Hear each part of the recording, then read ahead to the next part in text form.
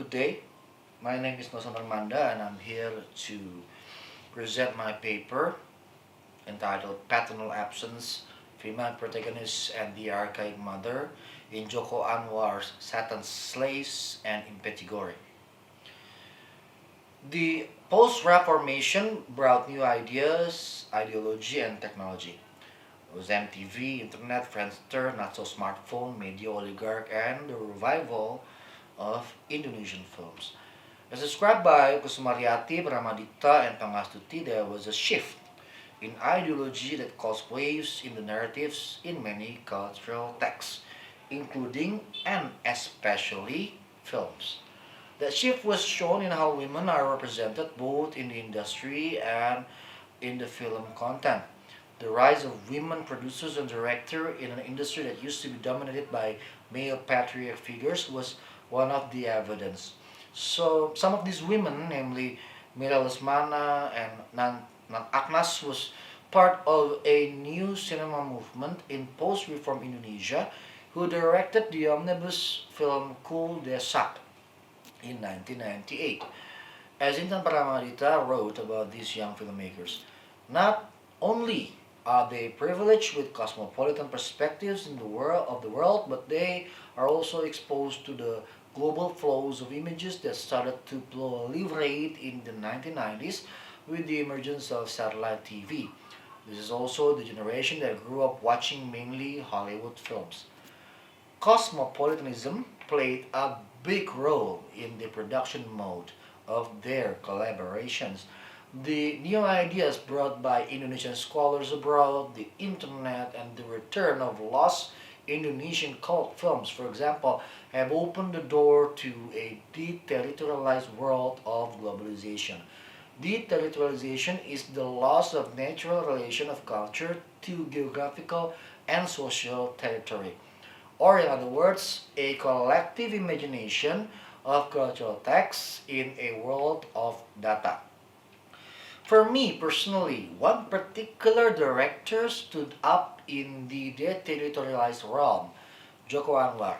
According to film critic Eki Manjaya, Anwar was the one who discovered the global rediscovery of the B-movies film that was lost from the Indonesian cultural traffic in the early 2000s. Anwar is what I call the director activist celebrity with 1.7 million Twitter followers and 271,000 Instagram followers. Anwar posted his work and thoughts a few times a day, promoting his films, his friends' films, filmmaking hacks, and social activism. In an interview in 2010, he says, I feel that I won't be accepted in Indonesia for one or two reasons. If I told you the reasons, people might say that I am self-absorbed. Many filmmakers in this country feel that they are great, but they never went abroad and see greater people. I just want to know my place in global cinema. Today, with 9 feature films, including HBO series and HBO miniseries and many short films, Anwar is no longer imagining the deterritorialized world of cinema. He is literally living in it. I will discuss briefly about two of his latest films, Satan's Slaves and Impetigore. I picked these two films for their idea of the protagonist and motherhood that can be presented as a new challenge to the patriarch ideology of Indonesian cinema, especially those with the same genre that talks about family conflicts and horror. I will argue that the two films narrated a global apparatus of contemporary political correctness of gender issue and a dismissal of the Freudian Lacanian law of the father, and in Indonesian context, a crush to the remnants of the New Order masculinity. The Haunting Father.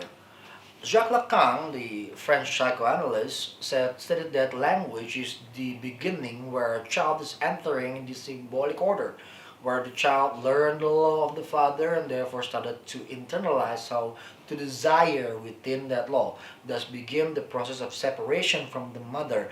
In the context of the New Order regime, we have to talk about Bapakism or fatherism and Ibuism or motherism, in which the gender relation is controlled by the state heteronormativity. To simplify, New Order sees the father as the breadwinner and the mother as the caregiver. The woman's position is determined by her husband's position. In New Order point of view, the adult woman is always the married woman, and those aging women who are unmarried or childless are considered an abject. As a glimpse of this logic in contemporary Indonesian films, let me give you two examples. May the Devil Take You by Timo Cahyanto in 2018 and Lampor by Guntur Sarjanto in 2019. Those both films tell the story of a father who made a pact with the devil or undergoing a mystical ritual to gain fortune, and they put aside or sacrifice their first family, their wives and their daughter, and after they got success, they repeal, they died, and they cause a big conflict, which will be resolved by the protagonist, usually their daughter, and after the conflict is resolved, the daughter will forgive their father.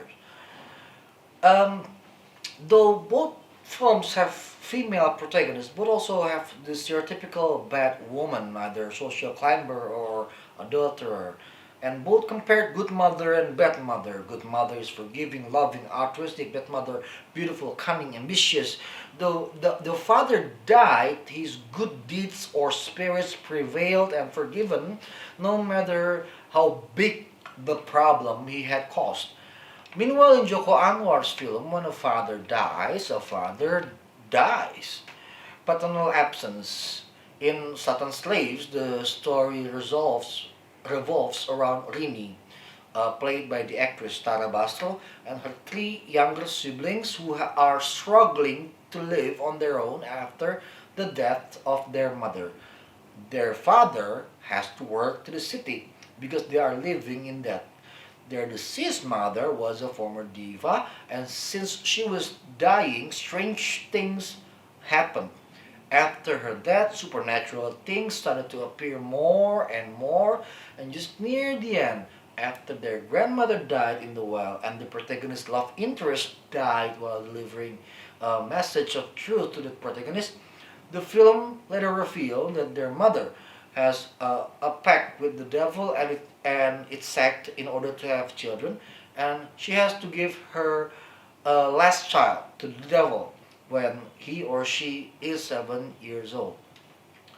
What is most interesting in this film is that, which is the most commercially successful horror films in Indonesian cinema history, is the death of the Ustad or Islamic preacher, who is also the father of the protagonist's love interest.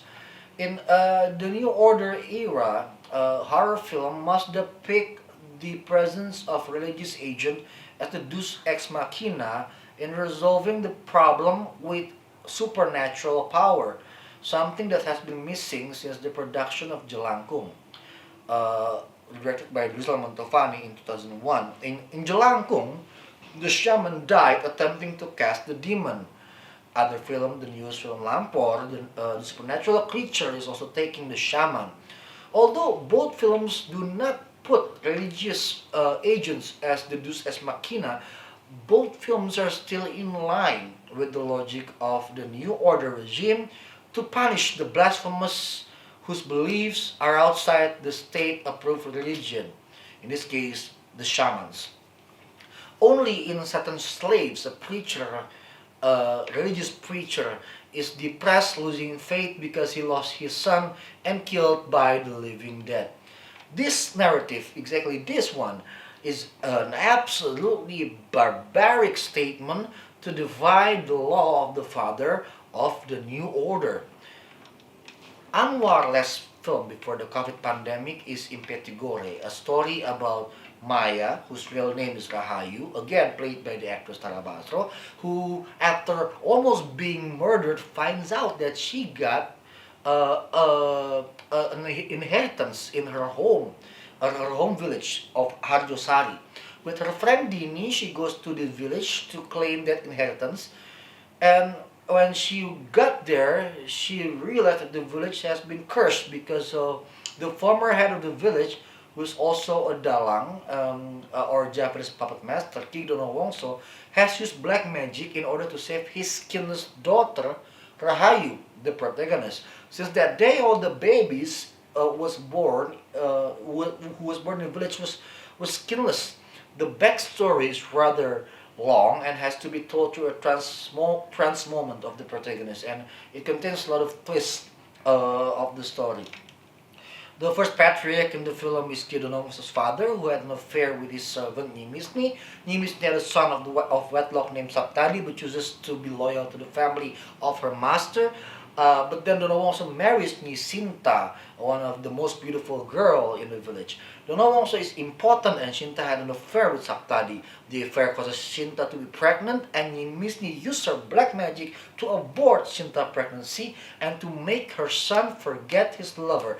But the baby Rahayu resisted to die. Shinta gave birth to a skinless baby, and her husband, who thinks he is the father, kills three children to give his daughter skin. The three children remaining skin was transformed into three leather puppets, which was kept by Nimisni and started the curse in the village. Nimisni ordered Saptadi to kill the Dalang saying that the Dalang is the cause of all the curse and troubles in the village. Kill the Dalang, kill his wife, and kill all his performance crew. At the end of the film, Saptadi killed himself after learning what his mother had done. Nimisni killed herself too, but she still appeared at the end of the film as a ghost. Now, all the father figures turns out dead in this film, and the mother, who killed herself for her son, keeps haunting.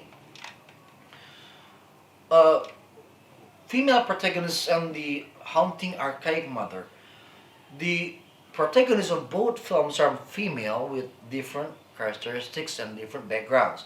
Rini lives in a village in the 1980s and possessed the maternal quality for her brothers, doing domestic chores, taking care of her sick mother, and cook in the kitchen. On the other hand, Maya is a middle lower urbanite of the 2000s who struggles to make ends meet in the city. The time contextualization fits with the arts and the language, etc. But the ideology is not. And that's a good thing in terms of political statement. Both are young women trapped in a strange social situation in an ambiguous setting. From the beginning, both films started with unsettling circumstances. Satan Slaves started with the dying of the mother, Impetigore with an attempted murder of the protagonist. Both women, in some sense, are innocent. On the other hand, they have to face archaic mother, a mother who is demanding, ambitious, infertile, or causing infertility, evil, controlling, and abject. There are three mothers in Satan's Slaves. First, the mother who died. The second, the ghost or living dead mother. And the third is the protecting ghost of the grandmother who resides in the well or bathroom in the house, a place to take water and to pee. In Impetigore, the archaic mother is, of course, Nimisni, a witch who wants to control his son and protecting him from sadness, heartbreak, and powerlessness. However, the conflicts in both films are not as simple as a man or woman who wishes to be rich or to have children. All the conflicts started with social pressure, and it is being explained throughout the film. In Satan's Slaves, Rini's mother joined the satanic sect in order to be fertile and to be accepted by her mother-in-law, to maintain the unity of her family, and that is where the problem started. In Impetigore, Nimisni was trapped because of her son's affair to her master's wife. Her choice was to flight or fight, and she chose the latter. The archaic mother struggles to maintain her power, and with time and truth, her power collapses. Now, the two films kill or put aside the father figures, embracing the innocent female protagonist with bravery, intuitions, and immediacy, and punishing the archaic mother with consequential logic rather than the law of the father.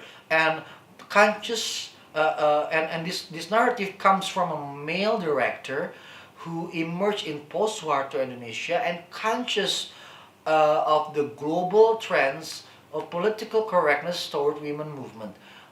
The involvement of women producers, crew, and working with actors with the same vision is also changing the landscape of Indonesian cinema to be more politically representative toward women. That's all my presentation for today. Thank you for watching.